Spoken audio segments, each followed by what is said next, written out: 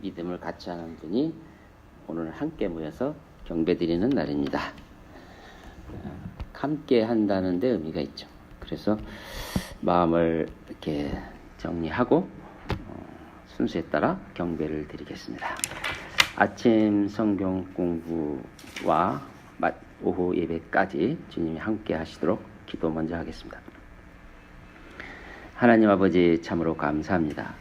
우리 마음속에 성전으로 삼으셔서 들어오셔서 그 전능하시고 위대하신 분이 우리의 누추한 삶을 받으셔서 또 이렇게 아름답게 인도하시다가 오늘 또 한 마음으로 모이게 해주심을 감사합니다.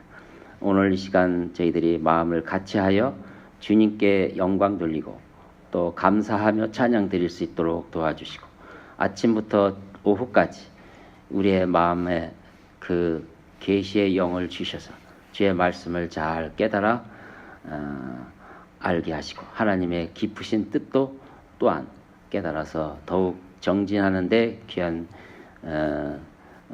동기가 되게 해 주옵소서. 이 시간도 함께 해주시기 바라며 우리 주 예수 그리스도 이름으로 기도합니다. 아멘. 창세기 강해입니다. 10번째죠. 4장을 하겠습니다.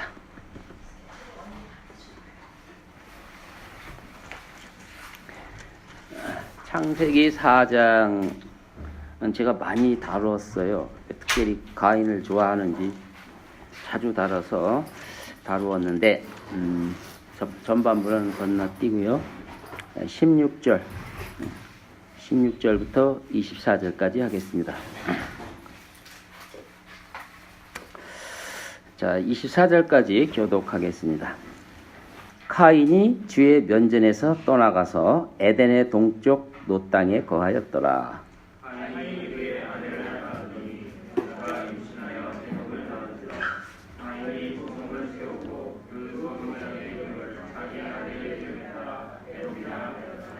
에녹이 이랏을 낳고 이랏은 무후야헬을 낳고 무후야헬은 무드사엘을 낳고 무드사엘은 라멕을 낳았더라.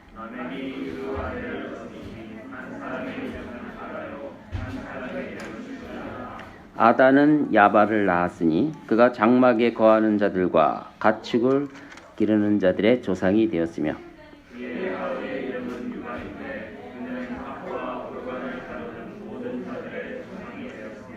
실라 역시 투발카인을 낳았으니 그는 놋과 철로 모든 것을 만드는 자들의 선생이라. 투발카인의 누이는 나아마였더라.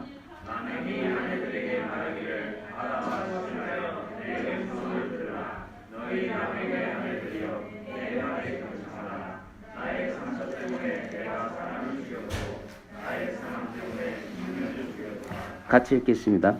카인이 7배로 안갚음을 받는다면 진실로 라멕은 77배로다 하였더라. 여기 이제 16절에 보시면 방향이 나오죠. 방향.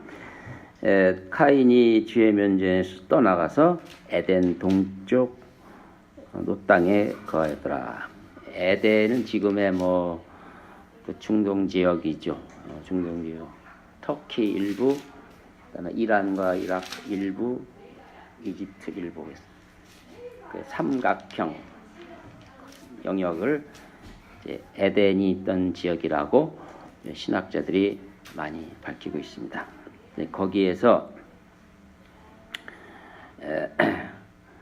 동편에 에덴 동산 특별히 이제 지으셨는데 거기서 쫓겨났죠. 또 다시 거기서 동쪽으로 간 거예요. 동쪽으로 카인이 하나님을 떠나서 동쪽으로 갔다.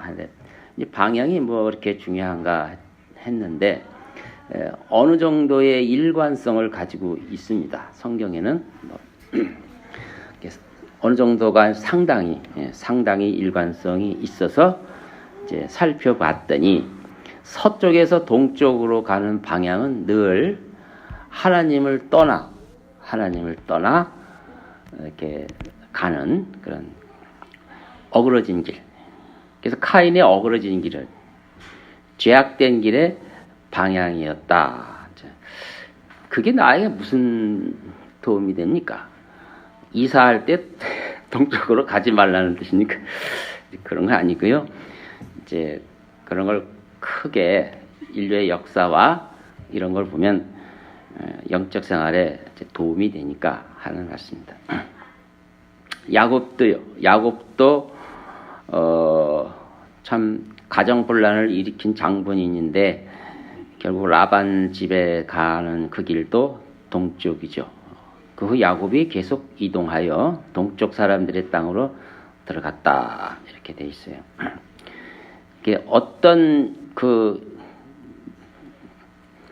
그런 방향성에 그런 의미가 있다고 그래서 몇 가지 제가 요약해서 말씀드리면 이스라엘 왕국, 북왕국, 그다음에 남왕국도 하나님께 이제 불순종해서 저주받고 이제 쫓겨나갈 때도 언제나 서쪽에서 동쪽으로 포로를 잡혀갈 때도 꼭 아브라함의 고향인 그쪽에 포로를 잡혀가요. 북왕국은 이제 먼저 멸망을 했는데 아시리아에 의해서 멸망을 당했죠. 아시리아 왕이 이제 고산강이라고 이제 위쪽에 있는데 거기 할라와 하볼이라는 땅. 항상 이제 아시리아가 군대를 몰고 이스라엘 북왕국 그들을 잡아오면 꼭 그쪽에다가 이렇게 끌고 가요. 포로를. 할라와 하볼. 그것도 동쪽입니다.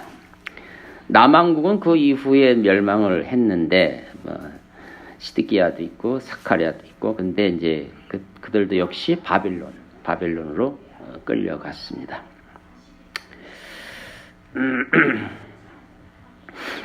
이제 성령께서 또 신약 시대에도 바울은 1차 여행 때는 쭉 그 터키 쪽으로 가서 마쳤고 2차 여행은 아마 가는 과정에서 내가 위쪽 발칸반도 쪽 위쪽에도 가야 되겠다 생각을 했었던 것 같아요.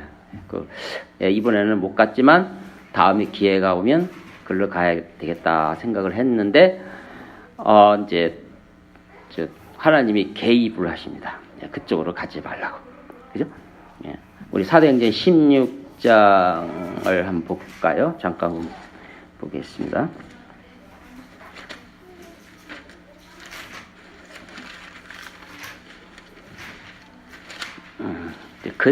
그렇게 주장하는 근거를 보이기 위해서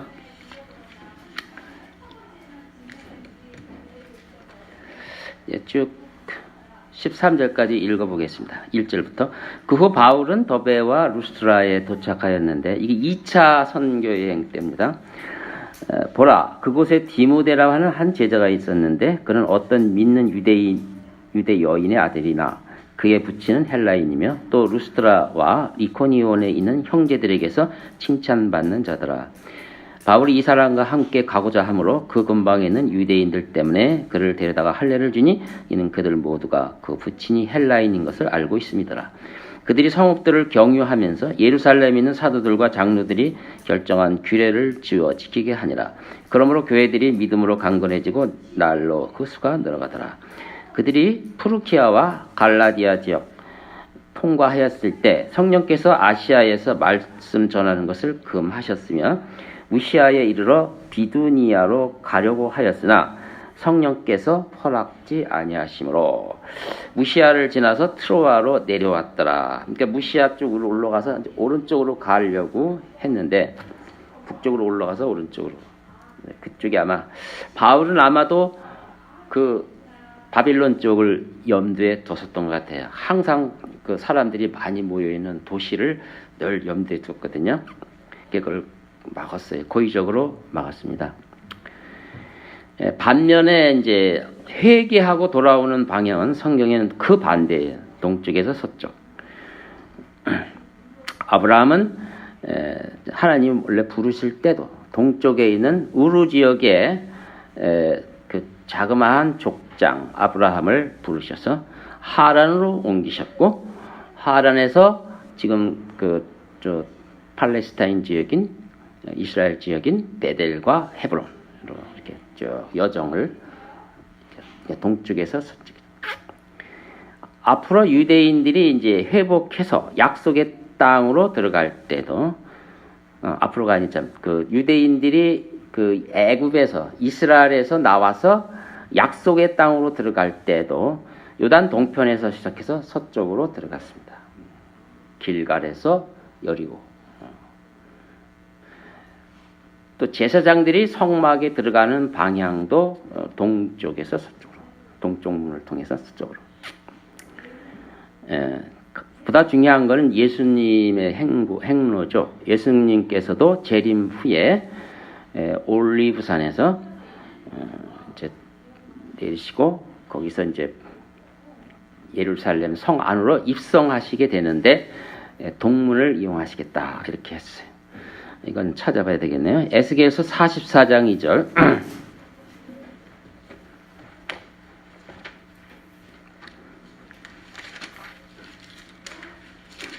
에스겔서 44장 2절.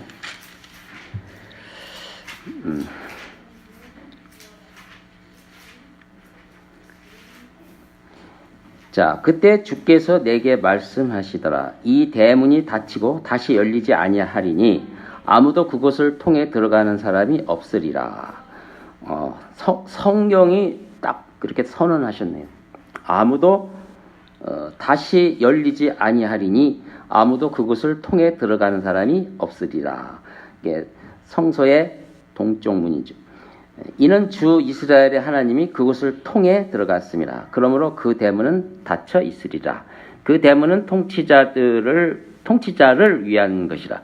통치자가 그 대문에 앉아서 주 앞에서 빵을 먹으리라. 그가 대문의 현관길을 통하여 들어가서 같은 길로 나갈 것이니라. 그래서 실제로 예수님이 재림하셨을 때 실제로 오시는데 지금 그 동쪽 문, 그 예루살렘 성 동쪽 문으로 들어오시는 것입니다.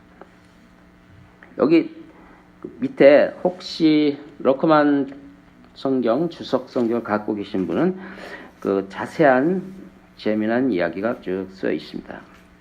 그러니까 한번 참고로 읽어보시기 바랍니다. 자, 그렇다면 이제 그건 그렇고요. 우리 하나님의 말씀, 예수 그리스도의 복음은 어떤 방향으로 전파되었는가? 이제 안디옥에서 시작했죠. 안디옥에서 시작해서 바울에 의하여 터키 지역 서쪽, 아까 금방 사도행전 16장에서 읽어봤어요. 그리고 로마로 갔고 로마에서 영국으로, 영국에서 미국, 미국에서 어디겠습니까? 그럼 어떻게 생각해요? 미국 다음에 어디예요? 아시아. 너무 겸손하시네요. 대한민국입니다. 대한민국. 대한민국이에요. 대한민국에서 지금 또 쭉 이쪽으로 가시는데 저는 이승만 대통령을 특별한 사람으로 봐요. 우리 대한민국을 건국한 국부지요. 근데 이 사실을 아십니까? 원래 이승만 대통령은 대한민국을 그저 민주주의를 세우겠다 하는 거 이상입니다.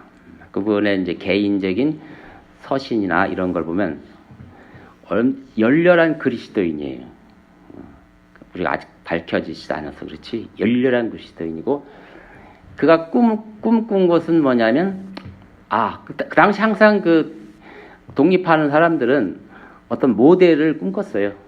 그래서 어떤 분은 스탈린을 모델로 꿈꾼 사람도 있고 근데 특이하게 우리 이승만 대통령은 미국에서 공부를 하면서 자유가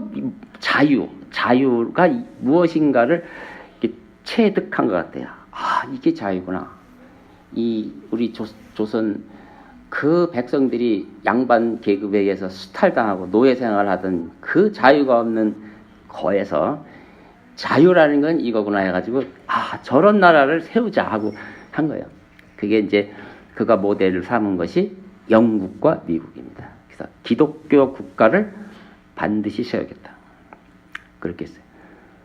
우리가 그걸 미처 몰랐던 건데, 그래서 그가 고초도 많이 겪었지만 여하간에 그 1948년 나라를 세울 때 제헌국회 198명이 모인 국회의원들 앞에서 임시의장으로서 이승만 이제 개선언을 하게 됐죠.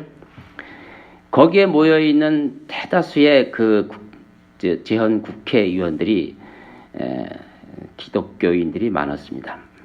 그래서 그런지 분위기도 그랬는지 시작하기 전에 기도를 하나님한테 해야 되겠다 해서 당시 감리교 목사 이윤영 목사에게 대표 기도를 시켰습니다.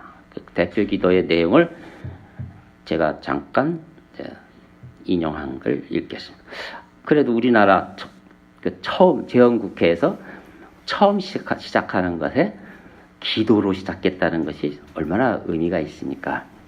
어디도 어느 나라도 국가가 미국조차도 기도는 하지 않았답니다.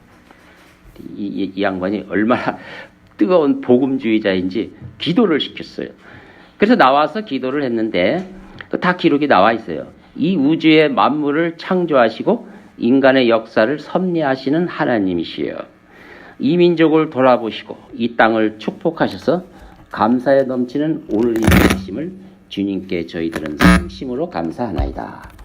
오랜 시일 동안 이 민족의 고통과 호소를 들으시고 정의의 칼을 빼서 일제의 폭력을 굽히시사 세계 만방의 양심을 움직이시고 또 우리 민족의 염원을 들으심으로 이 기쁜 역사적 환희의 날을 이 시간에 우리에게 오게 하심은 하나님의 섭리가 세계 만방에 정시하신 것으로 저희는 믿나이다. 하나님이시여, 이로부터 남북이 둘로 갈려진 이 민족의 어려운 고통과 수치를 신원하여 주시고 우리 민족 우리 동포가 손을 같이 잡고 웃으며 노래 부르는 날이 우리 앞에 속히 오기를 기도하나이다.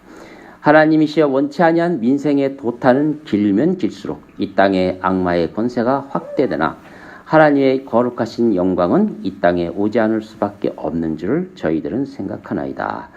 이제 이로써 국회가 성립되어서 우리 민족의 염원이 되는 세계 만방이 주시하고 기다리는 우리의 모든 문제가 원만히 해결되며 또한 이로부터 우리의 완전 자주 독립이 이 땅에 오며 자선만대의 빛나고 푸르른 역사를 저희들이 정하는 이 사명을 완수하게 하여 주시옵소서.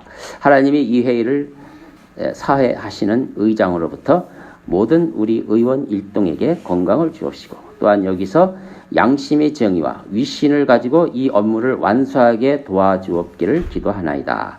역사의 첫걸음을 걷는 오늘의 우리의 환희와 우리의 감격에 넘치는 이민족적 기쁨을 다 하나님께 영광과 감사를 올리나이다. 이 모든 말씀을 주 예수 그리스도의 이름으로 받들어 기도하나이다. 아멘. 이렇게 시작을 했습니다. 대한민국의 시작은 이렇게 시작된 것입니다. 무수히 많은 6.25와 그 불행한 역사도 있었지만 그래도 명실공히 대한민국은 무수히 많은 이적을 일으켜서 세계인들을 놀라게 한 국가인 것은 틀림없습니다. 하나님이 살아계시다면 이 기도를 들으시고 그렇게 했다고 믿어야 될 것입니다. 오늘날 세계 선교 파송국의 순위를 보면 세계 선교사 1위는 미국이랍니다. 2위는 영국이 아닙니다. 2위는 대한민국입니다. 인구 비율당으로 따지면 1위가 대한민국입니다. 그건 엄연한 사실입니다.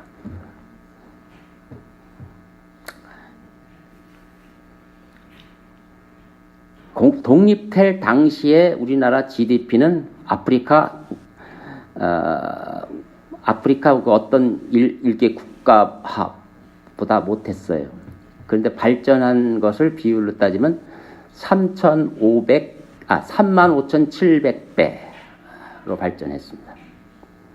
2위가 300여 배입니다. 그래서 우리나라는 놀라운 발전을 한 거예요. 하나님이 이 나라를 도와주신 것입니다. 자, 우리는 이러한 길목에서 미국으로부터 미국의 커다란 힘을 입어 이 동북아시아 모든 것이 뻘건 나라로 되어 있을 때 유일하게 기적적으로 자유민주공화국이 세워졌는데, 그게 나는 그건 줄 알아. 이승만 대통령이 뭐 정치인이니까 신앙은 떠나서 그가 줄 잘 서서 미국의 힘을 입어서 우리나라가 그렇게 됐다 생각, 그 정도만 생각했어요. 내가 회개했어요. 그 정도만 생각했는데 그게 아니고, 이승만은 그의 모든 인생이 기독교 국가를 반드시 세우겠다는 그 의지로 이루어진 거였어요. 그래서 내가 얼마나 감사한지 모르겠습니다. 영국과 미국과 같은 국가를 반드시 세우겠다, 이렇게 해서 그는 세운 것입니다. 하나님께서 어찌됐든 하나님께서 우리나라가 복음의 동북아의 첫 관문으로 택함받았다는 것이 무한한 자부심을 갖게 되고, 한국을 통해서 이 복음이 이제는 자꾸 계속해서 서쪽으로 동남아, 서아시아, 인도, 중동으로 계속 퍼져나갈 것입니다. 이 일을 위해서 우리는 기도해야 될 것이고, 대한민국을 위해서도 기도해야 됩니다. 여러분, 기도할 때 나라를 위해서 기도하는 게 얼마나 중요한지 내가 설명을 간단하게 해드릴게요. 어떤 사람은 자기 자식을 위해서 좋은 대학에 가게 해달라고, 좋은 취직을 하게 해달라고 기도를 합니다. 어떤 사람은 나라를 위해서 기도합니다. 나라가 만약 망하면요, 대학 나와도 소용이 없어요. 나라가 망조가 되면 대학이 나와도 소용이 없는 거예요. 그냥 대학 나온 실업자가 돼버리는 거예요. 그렇다면 무엇가 더 중요한 겁니까? 나라가 굳건하게 바로 세워지기를 기도하는 게 우선인 것입니다. 더군다나 대한민국은 하나님의 이 특별한 섭리로 세워진 나라입니다. 이것을, 역사를, 이런 것을 놓친다는 것은 불행한 거예요. 이런 것을 우리 기독교인만은 이제 공감하시기 때문에 제가 소개를 해드린 것입니다. 그래서 나라를 위해서 기도해 주시고, 만약 이 방향의 흐름이 정말 맞는 것이라면, 한국이 참 차지하는 위치가 중요하구나. 그리고 더욱 순수하게 복음의 열정을 가지고 앞으로 가야 할 그들에게의 복음 증거를 열심히 해야 되겠다, 이런 생각을 이제 갖게 하는 것입니다. 자, 카인이 17절에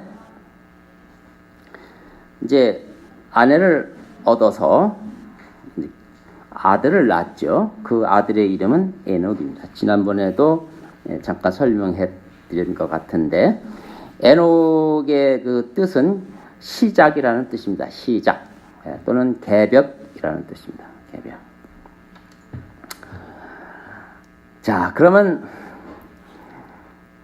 카인이 동쪽으로 갔다는 것은 뭐를 말하니까, 하나님이 임재하시는 곳에서 떠나겠다는 얘기죠. 하나님이 계시는 곳으로부터 떠나서, 인재의 반대가 뭡니까? 부재죠. 부재. 하나님의 부재. 죄의 원죄는 뭡니까? 이렇게 했을 때 원죄가 뭐예요, 도대체? 그러니까 죄의 근본은 하나님 없음. 하나님 없음이 원죄입니다.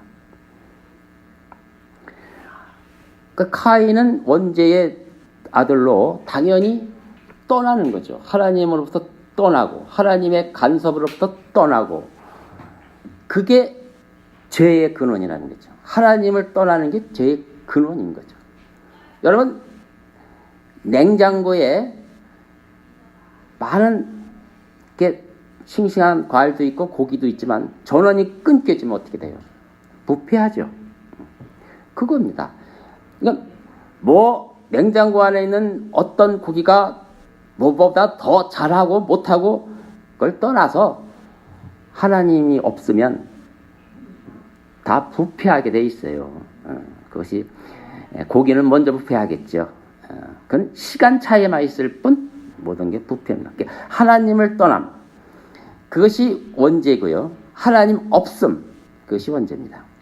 그러니까 이 가인이 처음에 하는 것 내용들은 뭐 인간에게 그런 창의적인 것도 주고 줬으니 뭐 열심히 사는 것이 뭐가 나쁩니까? 그런 것을 얘기하는 게 아니고요. 그가 의도가 시작이라는 말을 썼다는 거예요. 에녹, 자기 아들을 에녹이라 하리라. 이제부터 하나님 없는 상태에서 내가 시작하리라. 하나님의 창조에 반하는 인간의 시작이 여기서 시작된 것입니다. 개벽, 에덴 동산, 두고 보자. 하나님의 영광인 에덴에서의 낙원, 거기에 반하는 인간의 영광으로서의 도시 문명을 내가 반드시 해서 이 세상을 개벽을 일으키리라. 하나님 안 계신 곳에서의 낙원입니다.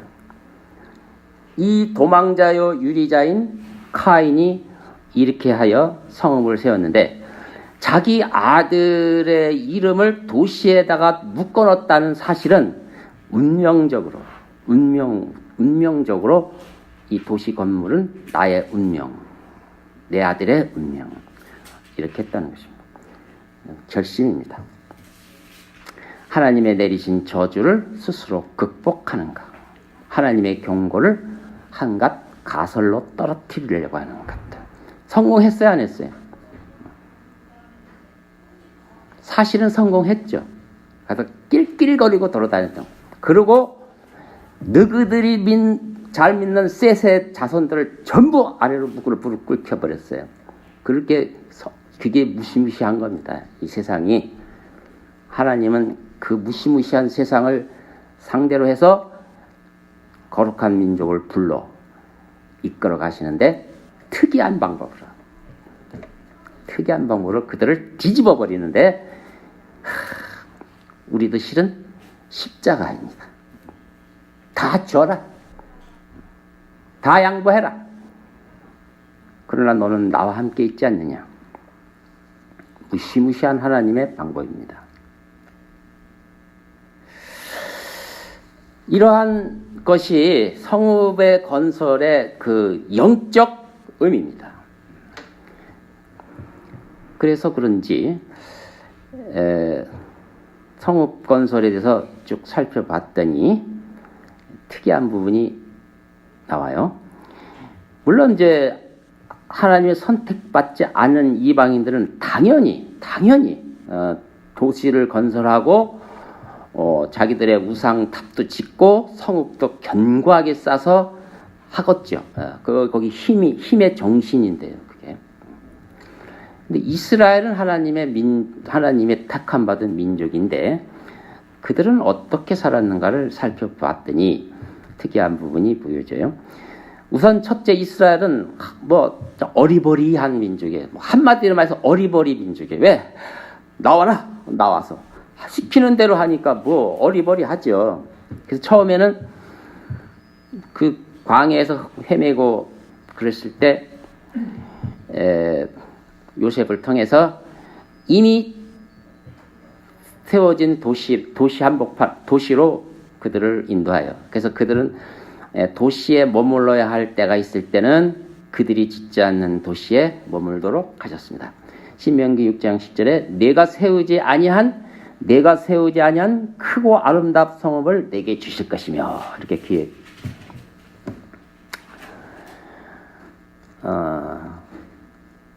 근데 이스라엘이 이제 거기 가서 400년이 있다 보니까 노예가 돼버렸어요. 노예가. 이집트에서 노예가 됐어요.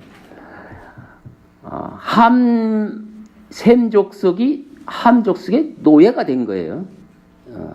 뒤집은 거죠.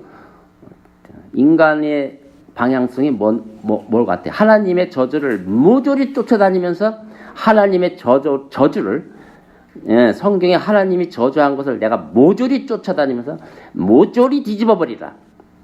그 속에 있는 그 의도가 굉장하죠. 그래서 드디어 이스라엘은 마귀가 충동해서 파라오를 격동시켜서 젠틀하게 대하다가 노예로 바꿔놓겠죠. 그리고 낄낄거렸겠죠. 너희들이 하나님의 민족이냐? 선택된 민족이냐? 하나님은 어디 계시냐? 창세기 봐라.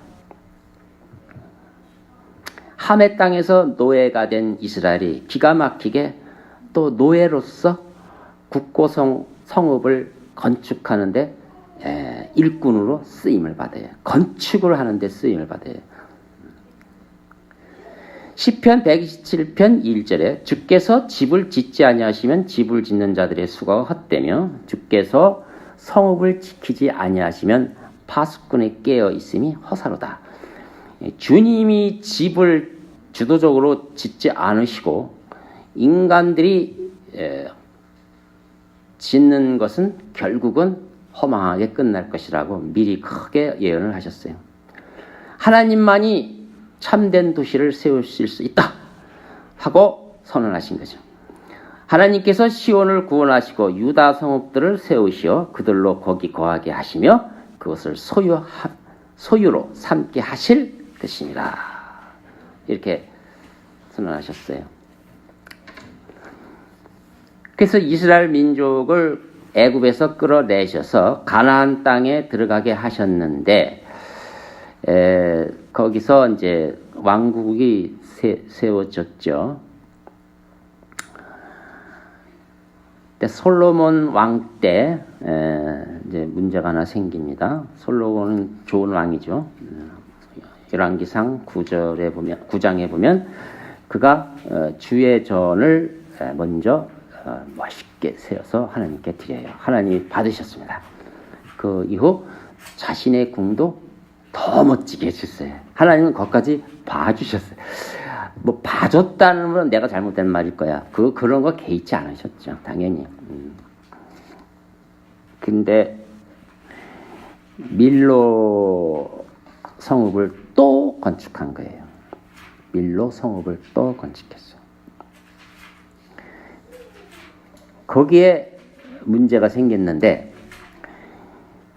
밀로의 역사를 감독하는 감독자가 나라를 두 동강이로 낸 여로보암입니다. 여로보암. 또 율법에는 이방인들을 노예로 삼지 말고 대우를 하라고 그랬는데 솔로몬은 이제 강해졌으니까 이방인들을 노예로 삼아서 밀로를 건축할 뿐만 아니라 하솔과 무깃도와 겟세를 건축했습니다.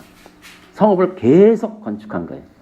하나님만 의지하지 않고 성읍을 의지한 거죠. 밀로의 건축. 그 다음에 성을 만들면서 그 성읍의 이름을 전부 이방신의 이름으로 갖다 붙여버렸어요. 왜 그랬을까요?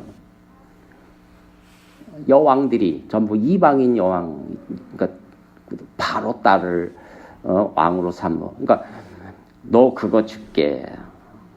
앙앙거리지 마라. 너 이거 줄게. 그냥 건축을 하면서 그 여인이 섬기는 이방신의 이름을 다 붙이는 거예요. 아스타롯, 그모스, 밀곰이 막 물밀듯이 들어오는 거죠. 솔로몬이 그러니까 하나님으로부터 버림받은 지점이 정확하게 밀로를 건축할 그때였습니다. 그때 여로보암에게 선견자가 나타나서 여로보암에게 이 나라는 갈라질 것이다. 내가 이 왕국을 버렸다 이렇게 하셨어요. 그래서 그러나 다윗 때문에 패스할 것이지만 그 아들에 대해서 이루어질 것이다. 이렇게 해서 자, 건축이라는 것이 마치 카인처럼 하나님 없이도 잘 굴러가는 시스템으로 만약 생각한다면 하나님은 반드시 그것을 무너뜨릴 것입니다. 대한민국이 부흥하니까 너도 나도 건축을 하죠. 그 건축의 의미가 뭐 성전의 의미일까요? 아니죠. 세워놓으면 자동적으로 부흥하고 자동적으로 헌금이 올라오는데요. 하나님 없이도 얼마든지 교회를 부흥시킬 수 있잖아요. 그건 가인이 하는 짓이랑 똑같은 거예요. 대한민국이 이렇게 어려운 이유는 다른 게 아닌가 그겁니다. 우리 이승만 대통령이 이 나라를 영국과 같이 신사의 나라, 자유를 구가하는 나라, 개인의 존엄을 구하고 행복을 추구하는 나라. 공산주의자들은 행복을 주겠다고 하는 자들이에요. 행복을 추구하는 것이 자유민주주의입니다.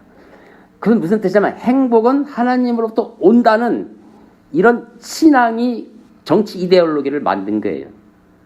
그러니까 하나님이 없는 자들은 행복을 내가 주겠다고 하는 거예요. 그래서 행복 추구권은 매우 중요한 것입니다. 그것은 벌써 하나님을 믿고 행복을 추구해 나가는 것을 말하는 것이죠. 이런 나라가 망가지는 이유는 이렇게 죄를 지어서 그래요. 우리는 정말 나라를 위해서 기도를 해야 할 때입니다. 동쪽으로 향하는 하나님의 방향에서 한국이 어떤 위치에 있는지를 잠깐 설명했습니다. 기도하겠습니다. 하나님 아버지 참으로 감사드립니다. 우리는 성경인 놀랍고도 놀라운 진리의 말씀입니다. 어떤 성경을 가지고 이렇게 묵상을 해봐도 오늘날 우리와 영적으로 적용해도 너무나 놀라운 지혜를 주시고 교훈을 주시는 줄 압니다. 오늘 주신 말씀을 통해서 대한민국이 이 자유민주주의의 이 국가 이념을 유지하면서 끝까지 하나님이 이 땅에서 하시고자 하는 이 사명을 우리 교회에서 잘 이룰 수 있도록 도와주시고 우리가 이에 쓰임받는 자들이 되게 해 주시옵소서. 주 예수 그리스도 이름으로 기도합니다. 아멘.